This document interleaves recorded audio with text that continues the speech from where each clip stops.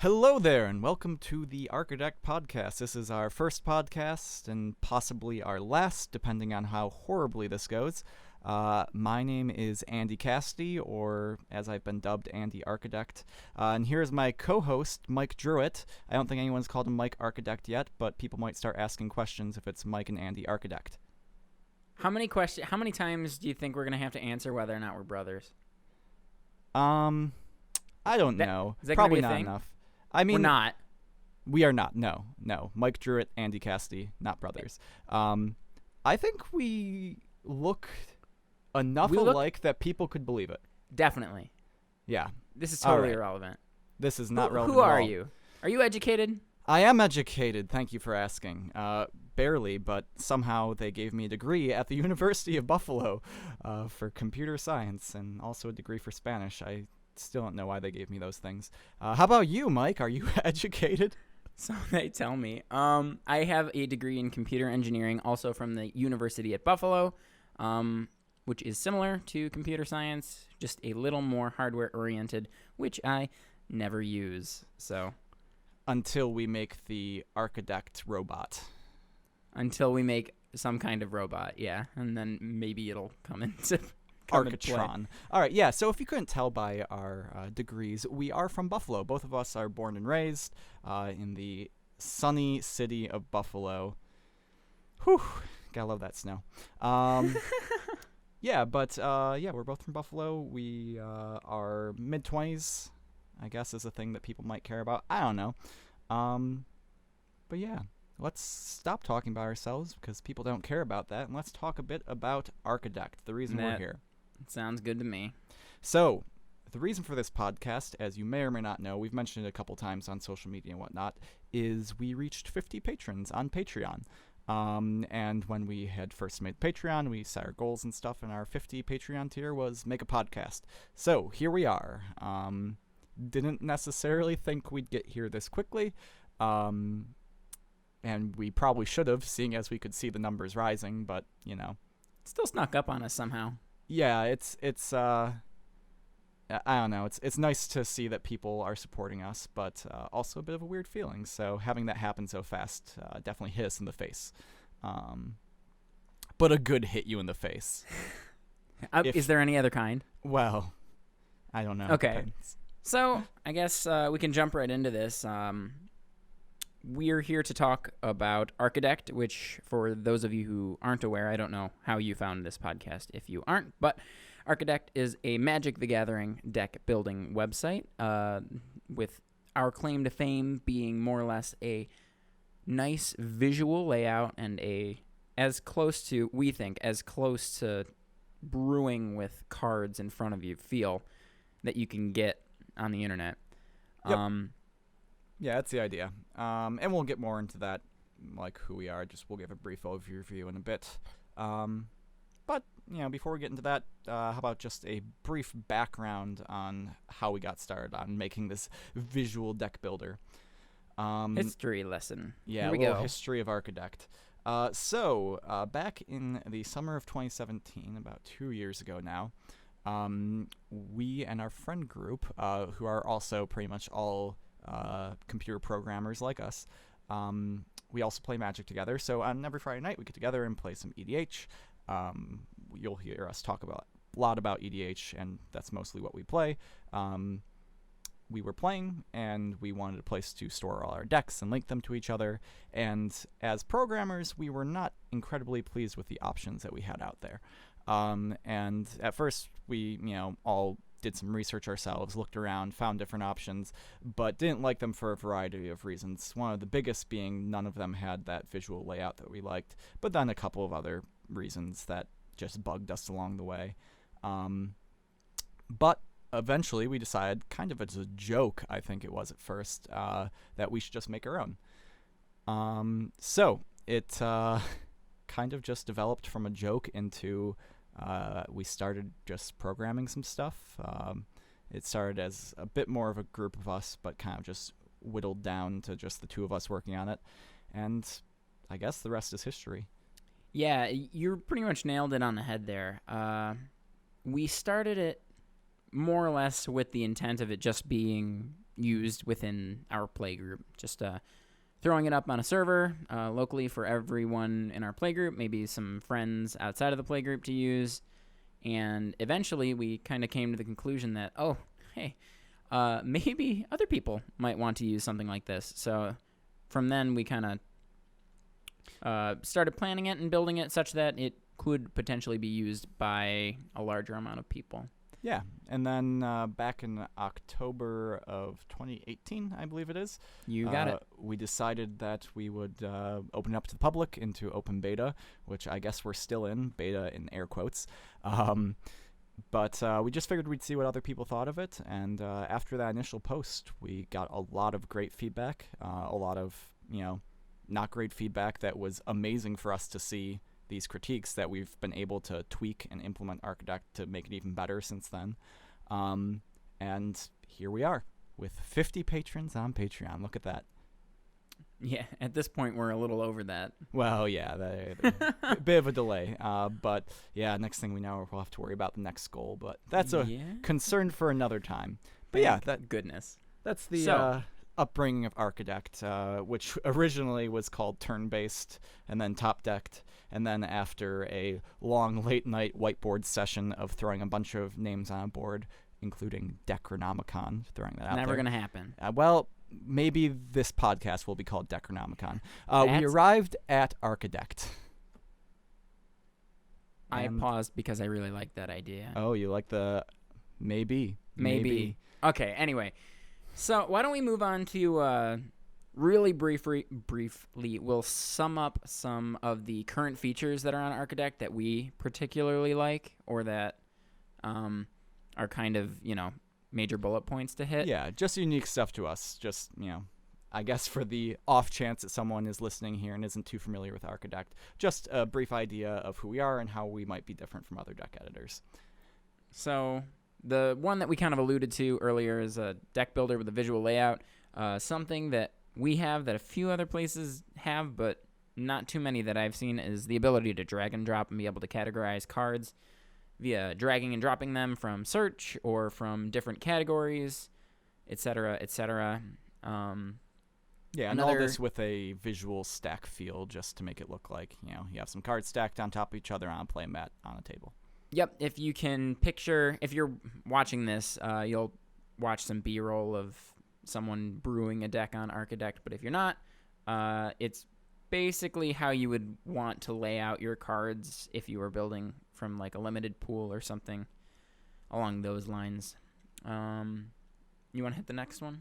Yeah, so just another feature that we have is the playtester, which when we were building it, we thought was a bit of a no-brainer. We have to have a playtester because, fishbowl, an opening hand in the first couple turns of a deck is extremely important for brewing.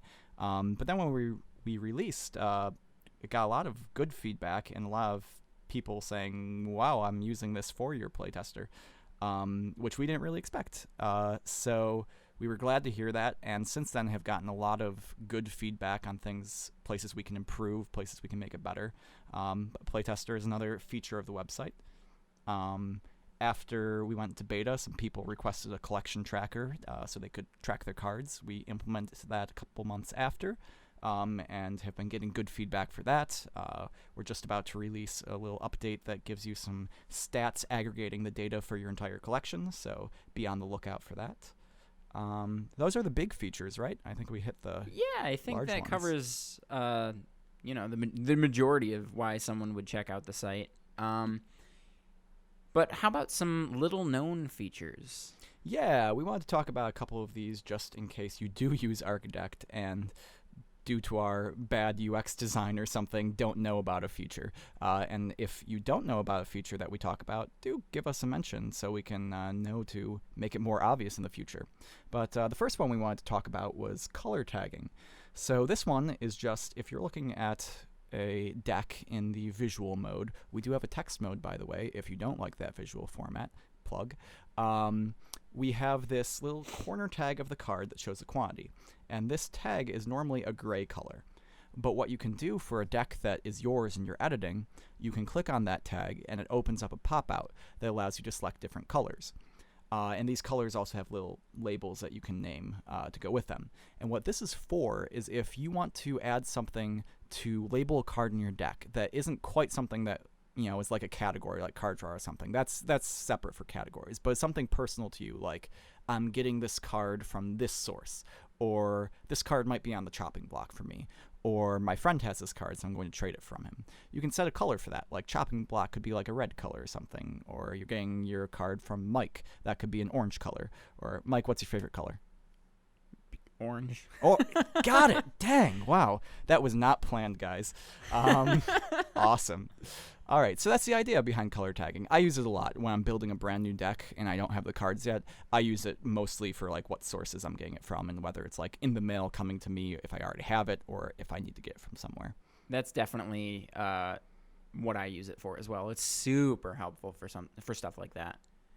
The next one that we might want to mention is searching, having the ability to search within just your collection. So if you're brave enough to document every card that you own, you can limit the search to cards that are in your collection. So for instance, if you wanted to build a commander deck with just cards that you own, because you didn't want to have to spend a little extra dough on picking up a few cards, you could limit it to just cards in your collection and add cards to that deck list that you own. Yeah, and what's nice about this is all within our regular search panel on the left side. So if you've used Archidekt, or if you're watching the B-roll on the video here, or if you're listening, we'll describe it. On the left panel, a panel pops out where you can search for cards, and that's just a regular way you add cards to the deck, or through our text edit mode as well, another plug. But this just, the collection option is built right in there. There's a little button that says collection, and then you can toggle it on, and it will only start searching within your collection. All right. Why don't we move on to some of our future features, some features that are currently in development and coming down the pike, stuff that has been requested, stuff that we are, like I mentioned, currently developing, etc., etc. The first one that we can take a kick at is multiple categories. This is actually by far the largest and most requested feature that we've had, yes, at least in recent memory. So basically, for those who are unaware, we have the ability to categorize cards right now in a deck list, such, you can put them in like the card draw category, the ramp category, etc., etc. But if you had a card such like Sphinx's Revelation, you could put that into two categories, life gain and card draw. Yeah, so this is a bit of a logistical issue, both from programming side and a visual side. How do you represent two different cards that are in two different spots, especially in EDH when it's a singleton format? But we have a couple ideas that we're actually pretty excited about for that. We don't want to get too far into it, but we are currently working on it. Mike, I believe you are currently working on this right now. I am currently working on this right now, and after we finish with this podcast, I'm going to continue working on that. So. Oh, you're not working while we're recording? Unfortunately, I am not that talented. All right. I guess we'll keep going then. Yeah, so that's multiple categories. I think people have a good idea of what that is, seeing as they've been requesting it so much. But we're excited for that to be out too. You want to take the next one? Sure, yeah, because this one actually is done, and we're testing it right now on our development server.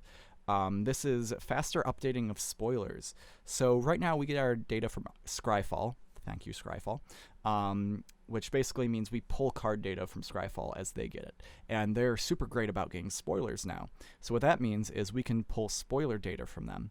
Currently, we just pull data from them once a day, and it's kind of behind on their schedule. So what turns out is we have spoilers like a day and a half after they are spoiled, which is not as nice as apparently we could do it, because we tweaked our script a little bit. So now we can run it more frequently, like say every half hour or something. So as soon as Scryfall gets those spoilers, we're going to pull them from them and have them up on Archidekt, which is super exciting during spoiler season, which seems like it's almost every week now. Yeah, it's all the time. Which is honestly, awesome. not complaining time. about. Yeah. It's a good time to be a Magic player. Yeah, adds a little Especially excitement with to the day. C20. Yes, C20, very exciting. And that's going to be fun when we're able to, pull new commanders as they come out and start brewing. Something else that we're working on that we're always working on, really, is just some bug fixes. We have a development forum on the site, as well as we pay attention to our Twitter, Reddit, and email. So if you ever find something that you're like, I don't think that works quite like it's supposed to be, or you might think that you have a way to make it work better, if you have an idea or whatever, hit us up. We're always trying to improve the site, and we love feedback. So always interested in hearing that. Yeah, whenever you look at a update of ours, we put changelogs up, and you'll see a bunch of bug fixes. 90% of those are things that users have pointed out to us, and we've gotten on and fixed. So it's invaluable, the support that we've been getting for this site. All right. So far future. So this is the kind of stuff that we want to work on eventually. Stuff that, we've had in our heads that we'd like to have far out, or people have mentioned and we know that we can't do immediately for whatever reason, but we would also like to do. So we just want to mention a couple just because we find them cool. Yeah. So the first one that we'd like to mention is the history of a deck list. So it's pretty self-explanatory, but there are a few ways we can do that. I'll just list a few here. If one of these you think is really your style, like that would definitely help you, make sure you mention it to us, and we'll keep that in mind when we actually go to build this feature. So the history of a deck.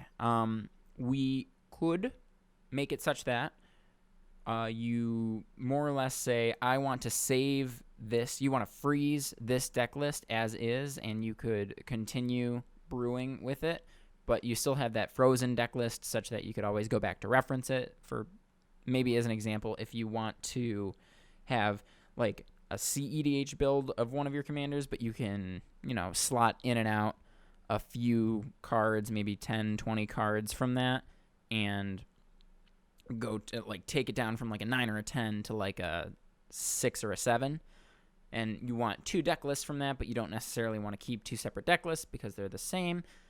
We could do it that way.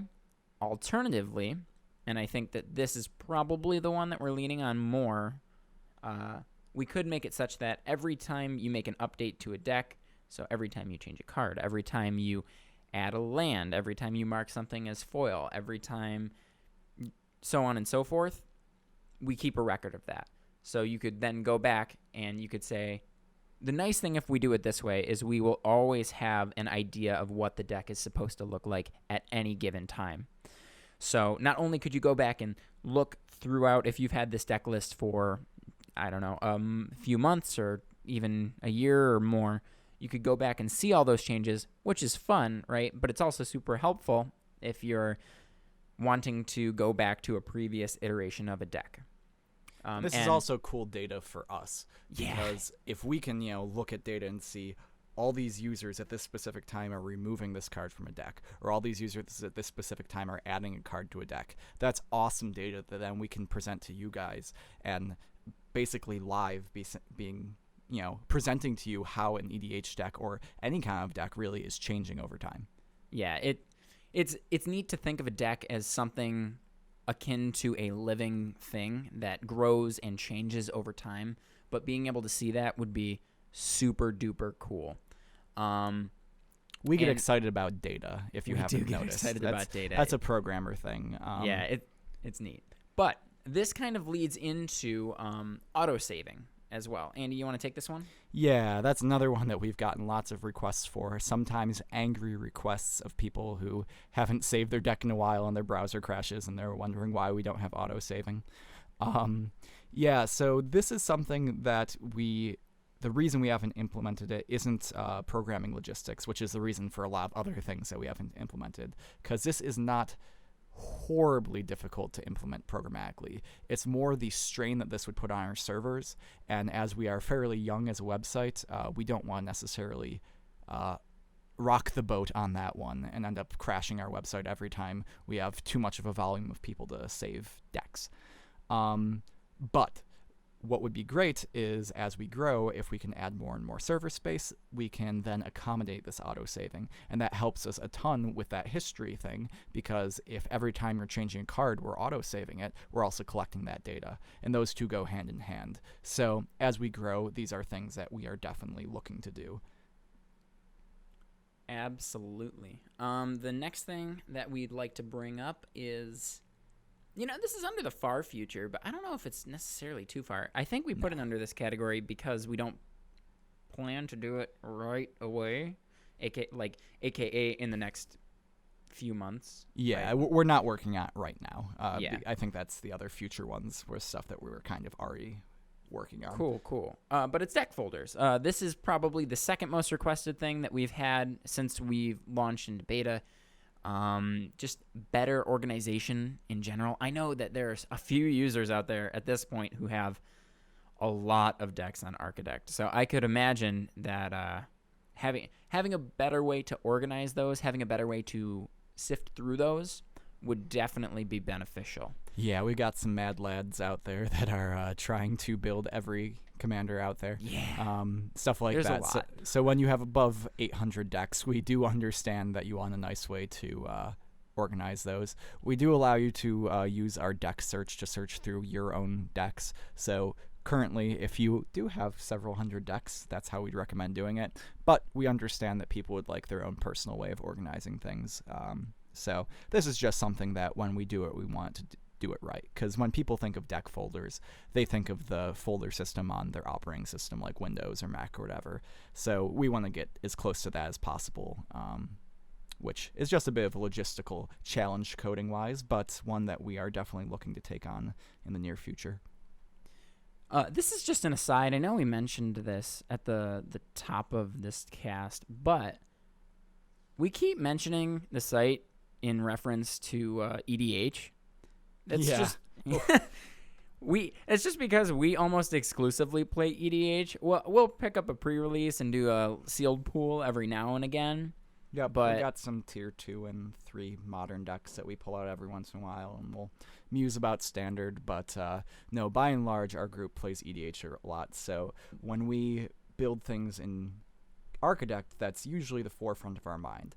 That Absolutely. being said, we have tried to get away from that as we release to the public, because from the first beta release, some of the feedback we got immediately was people kind of getting kickback from that. People that played other formats that saw something that's like, this doesn't quite work as well in this format. And we have changed a couple things to that end. So if you're ever on Archidekt and you're not a largely EDH player, or you are and you're just building a different format, and you find something that doesn't seem quite right, like it doesn't quite work as well in this format, please let us know. It's just something that we might have overlooked. And if you can articulate to us how that's important for a different format, we always love to hear that feedback. Absolutely. So putting the tangent aside, Yes. the next category that we'd like to talk about is things that we would love to do, but due to time or other resources, Yeah. probably won't happen at least anytime soon. We'd love to take a kick at any one of these cans, but it would require some manpower, some server power, some monetary power. a bit more resources than we have at our disposal right now. More brain power than we have. More brain power is really the caveat there. The first one that we're talking about is having the ability for multiple people to edit a deck at once. Think Google Drive for deck brewing. Now, all of you, I'm sure, have thought, or heard me say that rather, and are just thinking, that would be awesome. And you're absolutely right. That would be really, really cool. Yeah, well, full stop. Let's just describe specifically what we mean in case someone hasn't used Google Docs. Go for it. Yeah, so the idea with Google Docs, if you haven't used it, is basically you're in a document editor and you can edit, text and stuff, type things. And if someone else is looking at that page and you're sharing it with them, they see you typing, you can delete the text and add it yourself, and the other person sees you typing, and it's this live collaborative editing thing. we would love to have that on the deck page. So if you're sharing a deck with a friend, like you're brewing some EDH deck and you want some help, they can drag cards into your deck and you see them doing that live. This would be awesome, but even more so than autosaving, this would way load down our servers. We'd be almost just building a video game at that point. I think that's exactly what it would be. Yeah, which would be awesome.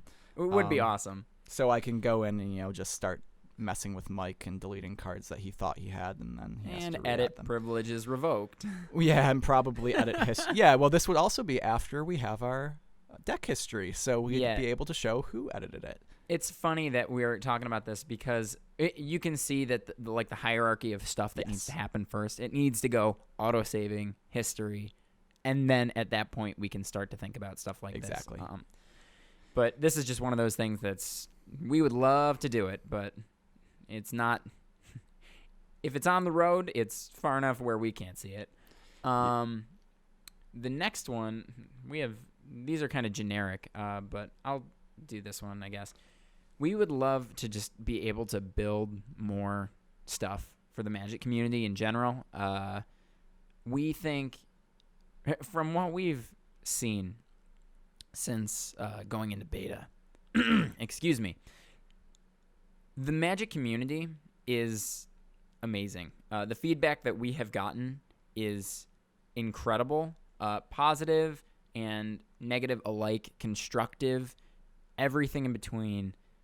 If we can think of stuff, or if people come to us with ideas or anything or any kind of recommendation that they might say, hey, this would be pretty cool, why doesn't this exist? Or even, why doesn't this exist in a better functioning state? We would love to do that. So any kind of suggestions, we are more than open to. Yeah, I mean, this is kind of just a programmer mentality, is that programmers really just want to see cool stuff made. And that goes the same, especially now that we're part of this community. The more we can see just tools made, and we're talking anything to help you with deck building, anything to help you purchase Magic cards smarter, anything of those varieties, anything to help you keep your collection, anything for your physical cards, for your online cards, anything. Programming just allows you to do so many cool things, and there are so many cool ideas out there that the more we can collaborate as a community together, the more we can just build stuff together. Definitely. On that note, one specifically that we're thinking of attempting to implement, I guess, would be building stuff for other Magic content creators. So if you could imagine a Magic streamer wants to brew a deck for Arena in a more interactive way, right? Stuff like that. Stuff like being able to better express a deck list to users or to anyone, to other players, right?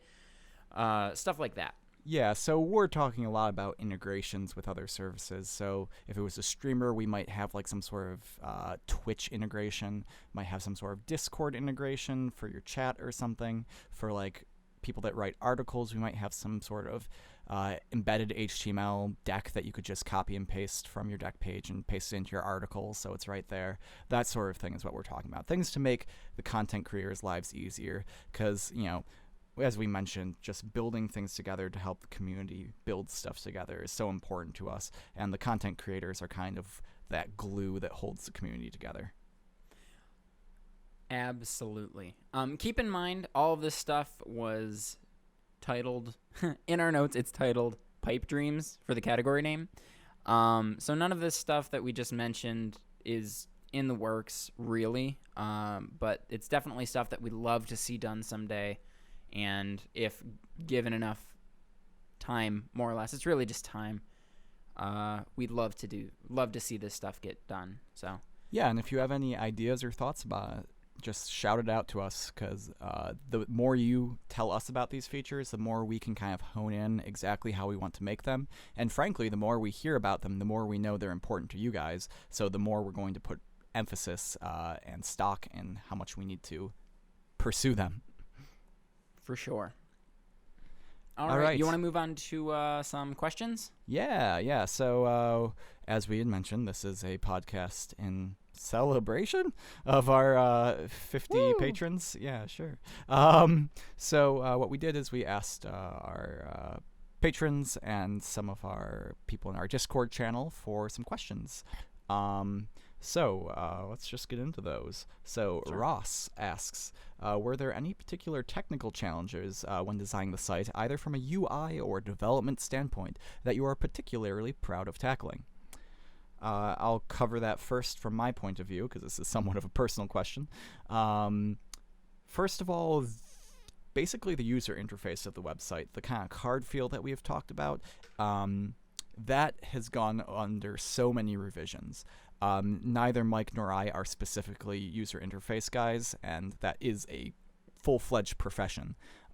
So for us to get Archidekt where it is now has taken a lot of revisions, suggestions, critiques, constructive criticisms to get to where it is now, which we feel is pretty good, still not perfect, so still please give us criticism. But something that we are very proud of where it's come to, especially the left search panel on where it's come to. That whole toolbar that's now on the left of the deck editor used to be on the bottom. No one can find it. One of our biggest asked questions from the community when that was the case was, how do I save a deck?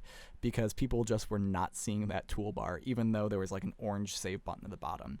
As soon as we switched that to the left side, we stopped receiving those questions. So those kind of small UI changes that we kind of had to figure out on our own along the way. Super proud. I don't know why. Maybe we shouldn't be, but we are. Another one that I'm proud of is recommendations. So I don't think we've quite mentioned it yet. We're kind of partnered up with EDHREC on a couple things, and one of the things that we're partnered with is they allow us to use some of their recommendations on our website. So for EDH, you can go ahead and look at EDHREC recommendations in that left search panel. Something that you might not have known is we also generate our own recommendations based on decks that are on our website for other formats, or just, to look how much a card is played with another card. And this one was a fun process to build. Both Mike and I worked on this kind of together because this just required a bunch of really complicated queries of our database. And I'm sure the EDHREC guys that are professionals at doing this would just laugh at us at how long it took us to figure out how to kind of do this sort of stuff. They would. Yeah, they probably would. And probably anyone that's a SQL, which is a database for all you non-programmers, expert would probably laugh at us at how long it took us to figure it out. But as such, we're pretty proud of how it turned out. But we did figure it out. We did figure it out. That's what matters. Yeah, and the first time we looked at the recommendations for a standard card or something, and they actually were good recommendations. It was just the best feeling. I guess that leads it to me. The thing that I'm most proud of this isn't really a UI or development standpoint, but we offer the ability to, on a deck, view the probability of drawing any one card from your deck. So this is more useful in not one of formats. So if you've got a 4 of a card, you could see the probability that you could draw that card on turn 0 through whatever. There are a few improvements that we could do, such that maybe integrate it with the playtester a little more so you could see the probability of drawing any card on any turn given the cards that you've already seen, etc., etc. But right now it doesn't do that. Right now what it does is it just shows you the probability of drawing a card on any turn. It also, you can see the probability of drawing any category. So if you're on an EDH deck and you want to see what's the likelihood of me drawing ramp on my first turn? What's the likelihood of me drawing card draw on my first turn? Stuff like that. So we're a few years out of school. I needed to basically relearn how to read mathematical notation to figure out how the algorithm is supposed to work, to program that functionality into the site. It definitely made me feel like I was actually using my education, which is really weird. Yeah, it's wild. Because we did learn how to program, right, in school, but did you take stats or did you take probability theory? I took both, I think. There But was the there was an math- option. I don't remember which one it was. Not 'Cause for engineering. oh, maybe for the computer engineering degree. Yeah, it's Losers. Well, yeah. Well, I think the biggest thing that I needed to relearn was linear algebra, actually. Right. The thing that killed me was the notation, right? Like, I was looking at this equation, and I'm just like, like I'm reading an explanation. I'm like, that totally makes sense. How do I do it in math? Right. Right. Teach me it in math. But that's definitely the thing from, I guess you could call that a development standpoint. Figuring out how those numbers were supposed to work and then actually implementing them, which is really silly because it's one of the smallest and probably lesser used things on the site. But I was super happy with myself when I got that to work. Alrighty. So I guess we can hop on to the next question. This one's from Marcus. Marcus asks, is there any chance of making Archidekt or parts of it open source? So for those of you who don't know what that means, a piece of open source software is a piece of software where the actual source code is completely available to the public.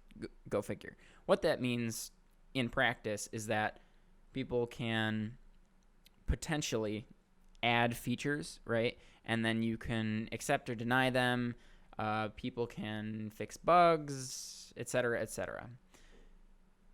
Yeah, and let's start by saying we love the open source community.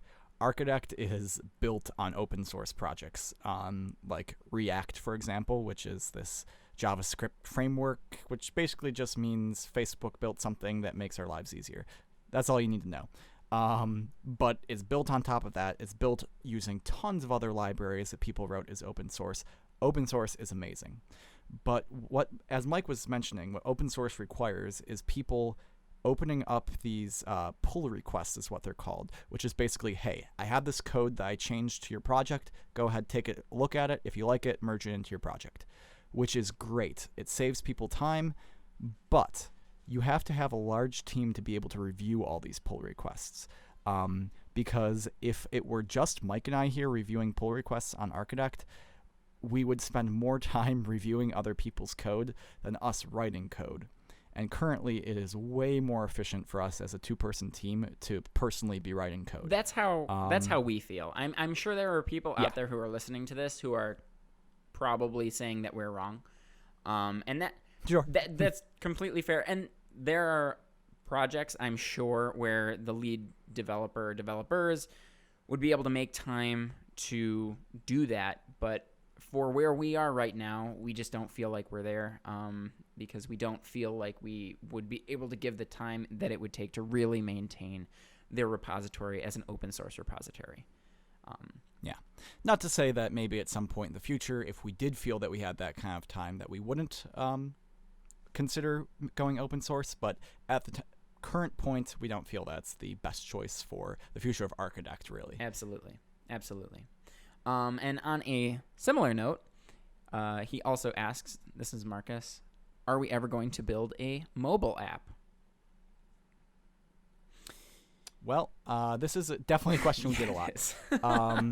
And this one also is same consideration is how do Mike and I spend our time best for the future of Archidekt. And the thing with a mobile app, basically a mobile app, is that we'd have to spend separate time programming for that than programming for the website. If you're a programmer, you understand exactly what we're talking about. These things don't very easily get copied and pasted from one to the other. So what that means is we'd have to take time away from developing features for Archidekt to duplicate features that already exist on a mobile app.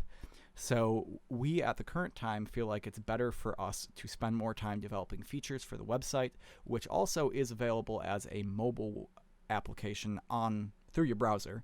And we feel that's more important for us to get those features out there than to do that duplication process to get those two apps. So currently, we are very focused on making our mobile web page as good as possible so that we can substitute for that app right now. Yep. I think you summarized that up pretty well. I try my best. Pretty good.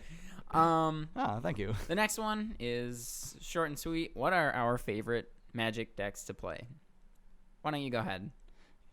Yeah, this was asked by John, who's actually a friend of ours, so thanks, John. Yeah, my favorite deck, EDH deck, of course, seeing as that's what we play the most, is a Ghalta Primal Hunger deck. So that's a nice mono-green Voltron kind of deck. I mentioned it briefly when I was on the EDH Recast. Plug for them. They're great guys. It was a blast. But basically, I just do a little weird thing where I include a lot more vehicles than the deck normally would include, and that allows me to get that power for Ghalta to get cast for cheap.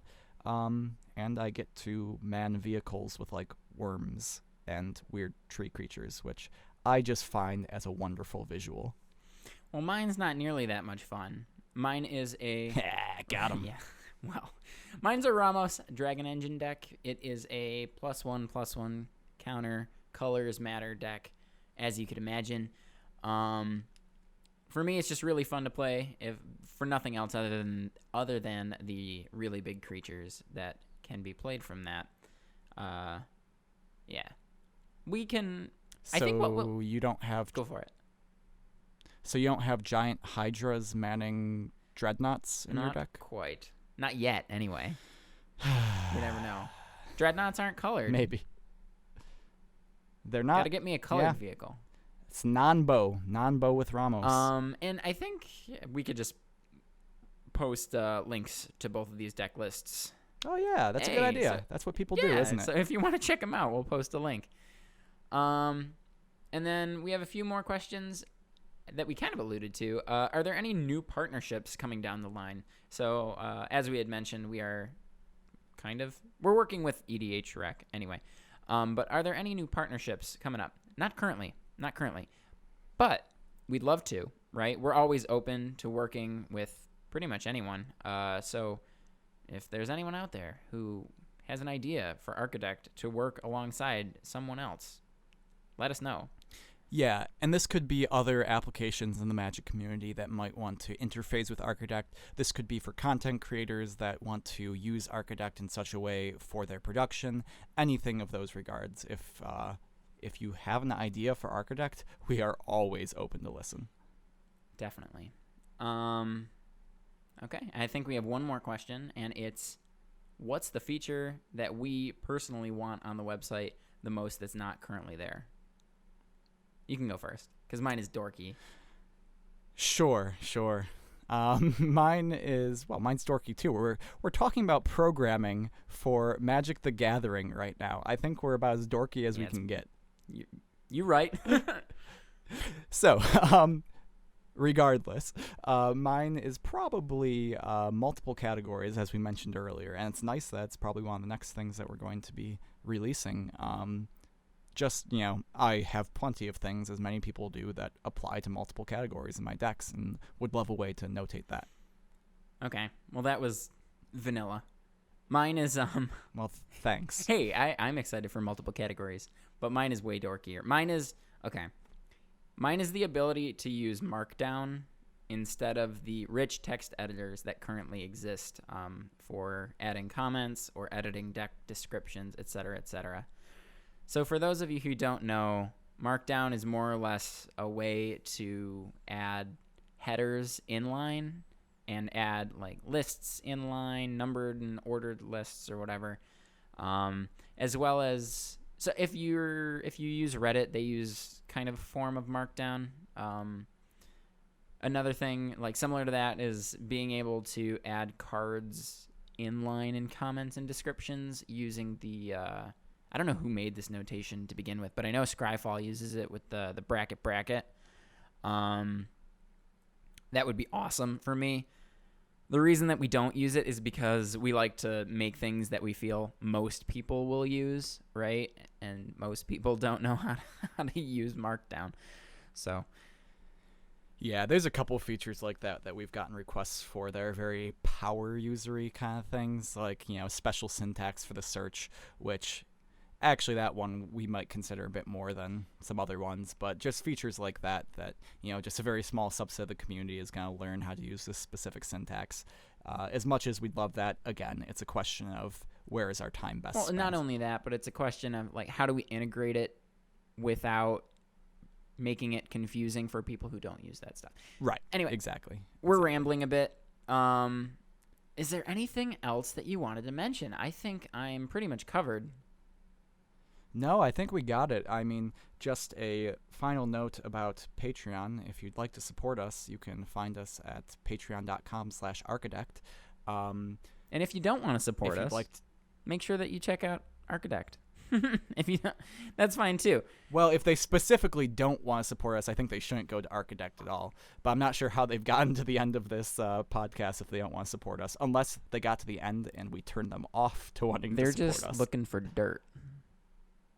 That could be it. Well, you've probably found it in us rambling They for this being long. the 3 people who are going to listen to this. Well, okay, fine. Yeah, my mother probably isn't looking for dirt, but we'll find out. Who knows? No, she has it. Let's be if real. you'd like to support us, Patreon is a great way to do it. Another way is if you just buy cards through the links on our website. That is another great way of supporting us. Just using our website, giving us feedback is huge. You can give us feedback. I believe Mike mentioned these. You can give us feedback on our forums on our website. You can give us feedback on Twitter. That's at Archidekt. We get some people that send us messages on our Facebook page. And we have a contact email that you can find on our website as well.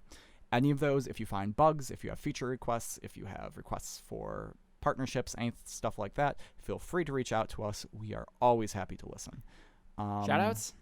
Yeah, shoutouts. So, first, as we've mentioned a couple of times, they need no introduction, EDHREC.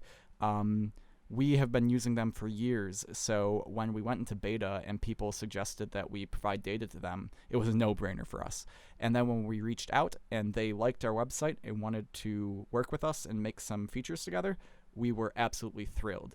And now on our website, you can get EDH recommendations right in our left search panel. Or on EDHREC now, they have a nice clipboard feature where you can kind of add cards as you browse the EDHRECs to a clipboard, and there is an export to Archidekt function. And we look forward to working with them in the future. They are great guys. You know, we, the other week, reported a bug to them, and they fixed it immediately. They are awesome as programmers and awesome on their EDHREC cast as well, which I mentioned I was on that a couple weeks back. It was a fantastic time. Thank you to all the guys on the EHREC cast for making that a blast. And we look forward to dealing with them in the future. Last shout out, as we mentioned, is just to Scryfall. Not so much a partnership, but if we had to get all the data that Scryfall provides us by ourselves, Mike and I would probably have lost several years of our life just from stress. Yeah. It would have been an absolute nightmare. Their I don't even know what to call it. Their gift, their service that they provide to the Magic community cannot be understated. It is so unbelievably useful, especially from a programming perspective. Thank you for existing. Yeah. Seriously. Absolutely. So, other than that, thank you to our patrons that got us to 50 patrons and made us make this podcast. It is a happy problem to have, and we hope we have more of those kind of happy problems in the future. Definitely. Thank you. Seriously. All right, this is Andy Cassidy signing off. And my name is Michael Druitt, and I guess thanks for listening. Cheers.